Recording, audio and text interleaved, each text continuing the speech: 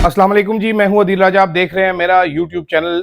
जनाब, आज बात बहुत से संजीदा मौज़ूआत पे करनी है।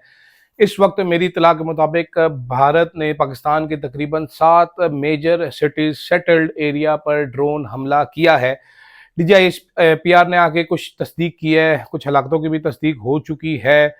हुआ क्या है इस पर मैं ज़रूर बात करूँगा, और क्या हम इन ड्रोन्स को रोक पाए हैं इस पर भी बात करने की बहुत सख्त ज़रूरत है। कोशिश करता हूँ कि आपको ये सारी डिटेल बता दूँ, सारी चीज़ें बता दूँ।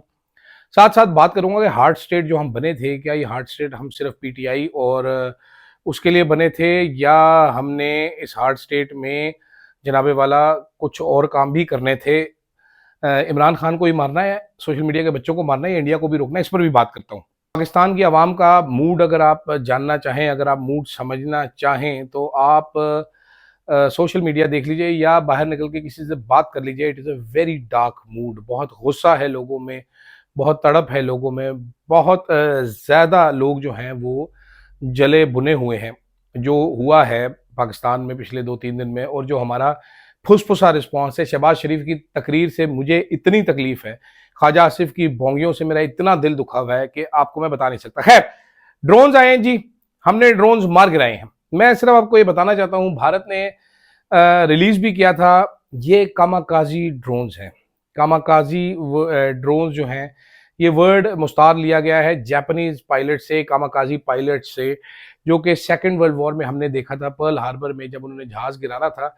तो ऐसे पायलट्स का इंतखाब किया गया था कि जो पेलोड लेके जाएं, अगर वो अटैक ना कर सकें तो वो जहाज की चिमनी, जो बहरी जहाज था उसकी चिमनी में अपना पूरा जहाज घुसा दें।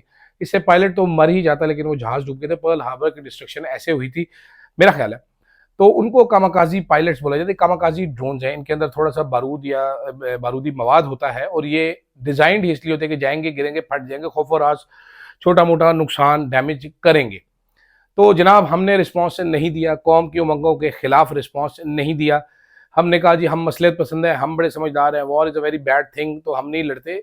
लड़ाई कौमों की इज्जत और वकार के लिए की जाती है। भारत को मैसेज मिल गया कि जनाब ये नहीं है सकत इनमें, भारत चौड़ा हो गया। उसके बाद उसने हम लोगों को अब नेपाल या भूटान की तरह ट्रीट करना शुरू कर दिया है। एक ड्रोन आ रहा है, दूसरा ड्रोन आ रहा है, तीसरा ड्रोन आ रहा है, सियालकोट, गुजरांवाला, लाहौर, रावलपिंडी, ठीक है, GHQ के आपसे 10 किलोमीटर, 5 किलोमीटर दूर GHQ से ड्रोन गिराइए फूड स्ट्रीट में।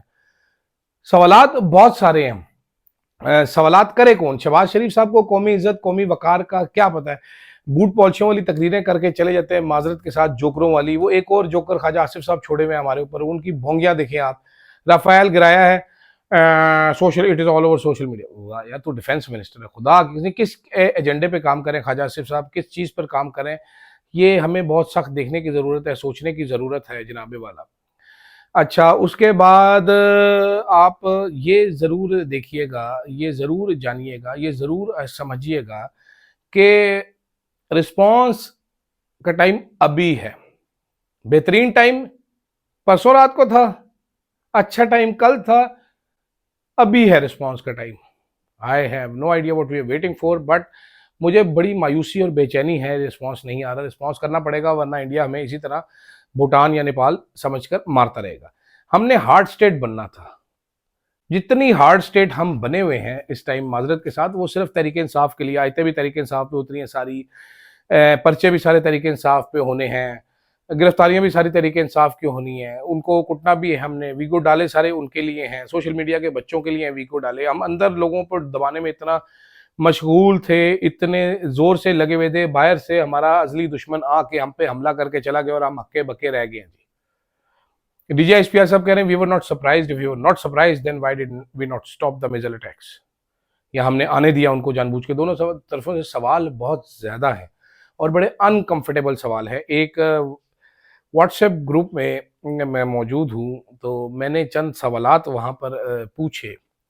तो वहाँ पर एक रिटायर्ड कर्नल साहब हैं, उन्होंने मुझे कहा जी भाईजान आप मुझे ये बताया, आप हमारे साथ हैं, पाकिस्तान के साथ हैं, इंडिया के साथ हैं। मैंने उनको समझाया, मैंने कहा सर ये बड़ा पुराना तरीकाकार हो गया, जो आप गद्दारी का फतवा मुझे दे रहे हैं, कोई नया तरीका ढूंढ लीजिए। मेरे सवालात हैं एज अ पाकिस्तानी, बड़े जेन्युइन सवालात हैं। हमारी एयरफोर्स ने बेहतरीन काम किया, लेकिन ये मसाइल आए क्यों, क्या मुझे पूछने का हक नहीं है कि आपने इसको रोका क्यों नहीं, आपसे रुके क्यों नहीं? तो इस तरह के बहुत सारे दीगर और सवाल आते हैं। तो अब हार्ड स्टेट हमने कब बनाया जनाब भारत के लिए? पहली चीज़ तो ये। दूसरी चीज़, ये जो मसलत पसंदी का लेक्चर दिया जा रहा है शहबाज शरीफ साहब की तरफ से, राना सनाउल्लाह साहब की जानब से या ख्वाजा आसिफ साहब की जानब से, जनाब जंगी जुनून जो भारत के सर पे है ना, वो आपकी मसलत पसंदी नहीं समझेगा, वो आपको कमज़ोर समझ रहा है, वो आपको चमाटे छिक रहा है। ठीक है, ये जंगें जो है ना कौमी वकार के लिए लड़ी जाती हैं। जंगें इसलिए नहीं लड़ी जाती कि जंग लड़ना हमारे लिए बड़ा मुश्किल है, जंग खेड नहीं होती जनानियां का। जंगें कौमें लड़ती हैं, जंगें सिर्फ फौज नहीं लड़ती है। आप कौम के जज्बात ज़रूर देखिए इस वक्त, बिल्कुल दानिशमंदी से काम लीजिए, बिल्कुल मसलियत पसंदी से काम लीजिए, लेकिन at the cost of our self respect, our sovereignty, our integrity नहीं। प्लीज़ रिस्पॉन्ड कीजिए, क्योंकि आपकी कौम का आपके ऊपर से एतबार उठता जा रहा है। DGI साहब ने कल कहा जी कौम सारी फौज के साथ खड़ी है, बिल्कुल जी सब खड़े हैं। उसके बाद फिर फौजी अदालतों का फैसला कल दिलवाया गया, दरार डालने की कोशिश की जस्टिस अमीनुद्दीन ने इस कौम में। आप सोशल मीडिया पे देखेंगे फैसला आने से पहले, फैसला आने के बाद किस तरीके से डिवाइड पैदा करने की कोशिश की गई। आज आप देख लीजिए जी, लाहौर पुलिस भागी जा रही है जी पॉलीग्राफिक टेस्ट करवाना है इमरान खान का। आज आप देखिएगा अडालत जेल के बाहर, क्या ये इमरान खान को उसके पार्टी मेंबर से मिलने देते हैं? क्या ये पैगाम को यकजहती का बाहर आने देते हैं?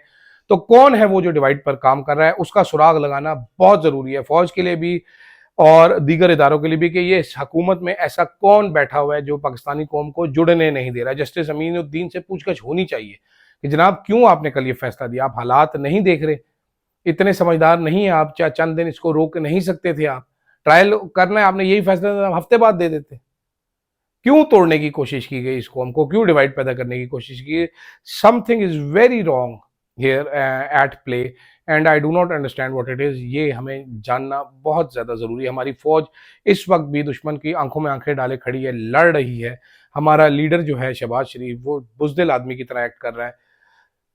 वो मेरे पास अल्फाज नहीं है क्या कहने के लिए, लेकिन कल की दो अगर तकरीरें आपने सुनी हो, इतनी मायूस कुन। लाहौर में अटैक हुआ है, ड्रोन अटैक हुआ है, वॉल्टन पे हुआ है, फौज के सारे, अब तो DGI ने कंफर्म कर दिया ना फौज के ऊपर अटैक हुआ, हमारे बंदे मर रहे हैं। मरीम नवाज का कोई एक लफ्ज, कोई एक ट्वीट निकला हो, वो छुप के बंकर में बैठी होगी सुबह से, शर्त लगा ले। मियाँ वड्डे मियाँ साहब जो पाकिस्तान के अजीम लीडर है, कोई एक लफ्ज इन्होंने बोला हो? तो खुदारा मेहरबानी कीजिए इस कौम के ऊपर, इसको मत डिवाइड कीजिए। जो भी ये कर रहे हैं, take them to task immediately.